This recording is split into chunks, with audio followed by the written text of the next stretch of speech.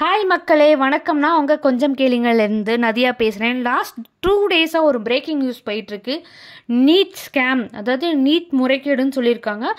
Actually நீட்டோட result 2024 எப்போன்னு பார்த்தீங்கன்னா June 14 announce பண்ணிட்டாங்க.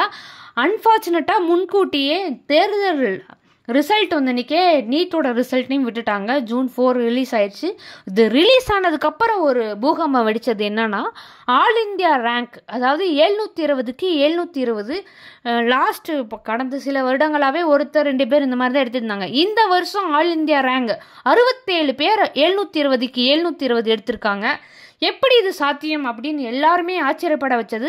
அது மட்டும் இல்லாமல் மிகப்பெரிய இன்னொரு ஆச்சரியமான விஷயம் என்னன்னா, ஹரியானாவில் ஒரே தேர்வு மையத்தில் 6 பேர் 720க்கு 720 எடுத்திருக்காங்க. இது எப்படி சாத்தியம் அப்படின்னு கேட்டிருக்காங்க. அதே மாதிரி உங்களுக்கு தெரியும், நீட்டில் மொத்தமாக 180 கொஸ்டின் இருக்குது. 720 மார்க்குக்கு நடத்துகிறாங்க.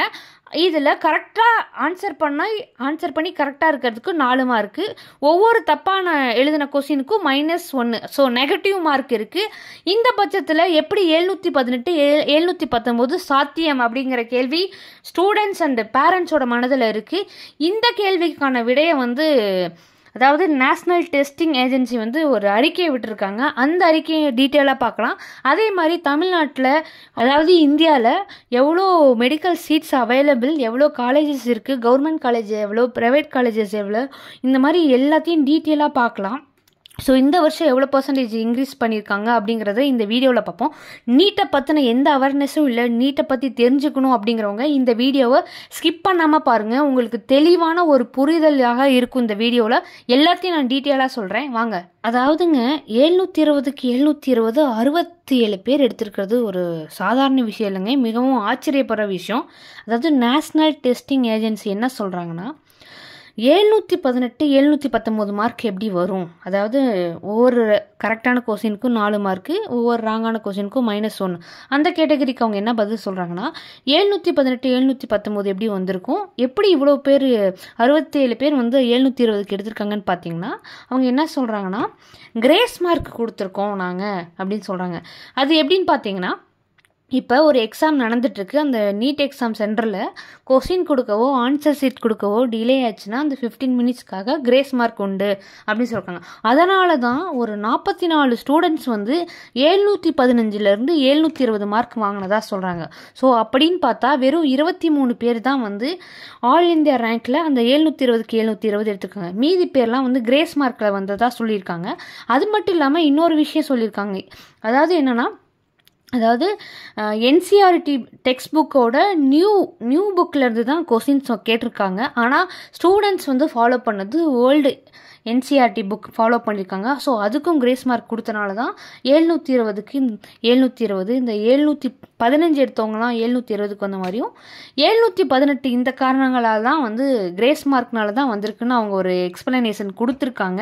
அதாவது இந்த கிரேஸ் மார்க் கருணை மதிப்பெண்ணால தான் அந்த மேபி இந்த ஒரு காரணத்தினால அந்த ஒரே சென்டரில் ஒரே தேர்வு மையத்தில் 6 பேர் வந்திருக்காங்களே, மேபி அவங்க அந்த கொஸ்டின் பேப்பர் கொடுக்கறதில் ஆன்சர் ஷீட் கலெக்ட் பண்ணுறதுல லேட் ஆனனால அவங்களுக்கு கிரேஸ் மார்க் கொடுத்தனால ஒரு சென்டரில் இருக்கவங்க 6 பேர் வந்திருக்கலான்னு அவங்க சொல்கிறாங்க.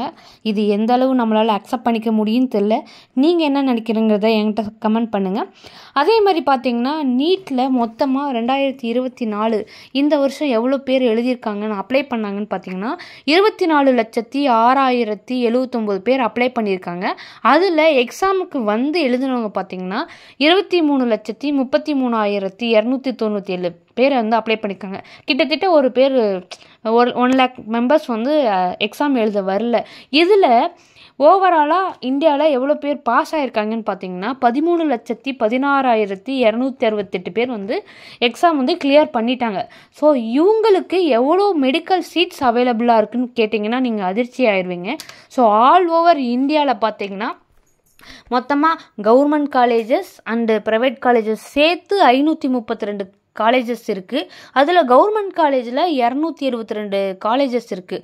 அதில் மொத்த சீட் எவ்வளோ இருக்குதுன்னு பார்த்தீங்கன்னா 41,388 சீட்ஸ் அவைலபிளாக இருக்குது. அதே மாதிரி ப்ரைவேட் காலேஜஸில் எவ்வளோ சீட்ஸ் இருக்குதுன்னு பார்த்தீங்கன்னா மொத்தம் 260 காலேஜில் 35,540 காலேஜஸ் இருக்குது. ஸோ டோட்டலாக எவ்வளோ சீட்ஸ் இருக்குதுன்னு பார்த்தீங்கன்னா 76,928 சீட்ஸ் தான் இருக்குது. அது இல்லாமல் டெல்லி எய்ம்ஸு, புதுச்சேரி ஜிம்மர் இதெல்லாம் சேர்த்து மொத்தமாக எவ்வளோ சீட்ஸ் இருக்குதுன்னு பார்த்தீங்கன்னா 78,333 சீட்ஸ் தான் இருக்குது. ஆனால் இங்கே பாஸ் பண்ணி இருக்கவங்க 13,16,268 பேர்.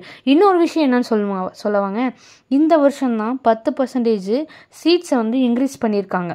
வெறும் ஆயிரக்கணக்கான சீட்ஸ்க்கு லட்சக்கணக்கான பேர் போட்டி போடுறாங்க. இந்த இடத்துல கிரேஸ் மார்க்குன்னு கொடுத்து இவ்வளோ பேர் ஃபர்ஸ்ட் மார்க் வந்து எவ்வளோ பேர் இந்த கிரேஸ் மார்க்னால எந்தெந்த ரேங்க்கில் சேஞ்ச் ஆகிருப்பாங்க, இது எவ்வளோ லட்சம் மாணவர்களை பாதிக்குது, இதுக்காக எவ்வளோ பேர், அது இல்லாமல் இது கரண்ட்டாக எழுதுறவங்க மட்டும் இல்லை, ரிபீட்டர்ஸ் இந்த வருஷம் சரியாக வரல, அடுத்த வருஷம் வேணும்னு போயிருக்காங்க.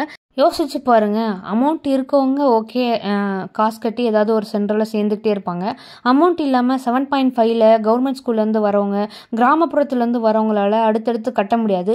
ஸோ தேசிய தேர்வு முகமை, அதாவது நேஷ்னல் டெஸ்டிங் ஏஜென்சி இதுக்கான ஸ்ட்ரிக்டான ஆக்ஷன் எடுத்து அவங்க கரெக்டாக ப்ராப்பராக ஃபாலோ பண்ணி நெக்ஸ்ட் இயரில் இருந்தாவது கரெக்டான கொண்டுட்டு வரணும்னு நான் நினைக்கிறேன். இந்த மாதிரி கிரேஸ் மார்க் கொடுத்து நிறையா பேரோட ரேங்கிங்கை வந்து பின்னுக்கு தள்ளி அவங்க அடுத்த வருஷம் ரிப்பீட்டர்ஸ் போகிறாங்க. ஸோ இதை அவங்க வந்து கண்டிப்பாக இதுக்கான நடவடிக்கை எடுக்கணும். இதே மாதிரி நீங்கள் இவங்க கொடுத்த விளக்கம் வந்து கரெக்டாக இருக்கா அப்படின்னு எனக்கு கமெண்ட் பண்ணுங்கள். ஸோ அடுத்த வீடியோவில் நம்ம என்ன பார்க்க போகிறோம்னா, தமிழ்நாட்டில் பெஸ்ட்டு நீட் கோச்சிங் கொடுக்குற ஸ்கூல்ஸ் அண்டு ரிப்பீட்டர்ஸ்க்கு கோச்சிங் சென்டர் எங்கே நல்லாயிருக்கும் அப்படிங்கிற வீடியோ தான் பார்ப்போம். ஸோ நான் நிறைய ஸ்கூல்ஸோடு வரேன். உங்களுக்கு பர்டிகுலராக இந்த ஸ்கூலை பற்றின இன்ஃபர்மேஷன் எனக்கு வேணும், நான் இந்த டிஸ்ட்ரிக்ஸில் இருக்கேன், இங்கே எனக்கு ஏதாவது சொல்லுங்கள், இந்த மாதிரி எந்த டவுட்ஸ்னாலும் எனக்கு கண்டிப்பாக கமெண்ட் பண்ணுங்கள். உங்களுக்கு விரிவான தெளிவான விளக்கத்தோட கரெக்டான ஆன்சரோடு நான் உங்களுக்கு வீடியோ போடுறேன்.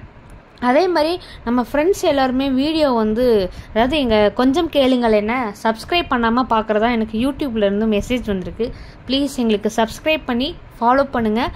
அதே மாதிரி சப்போர்ட் பண்ணுங்கள். அப்போ தான் நான் நிறையா ஸ்போர்ட்டிவாக எடுத்து பண்ண முடியும். நான் டைம் ஸ்பெண்ட் பண்ணி நிறையா பண்ணிகிட்ருக்கேன். So please follow. தேங்க்யூ.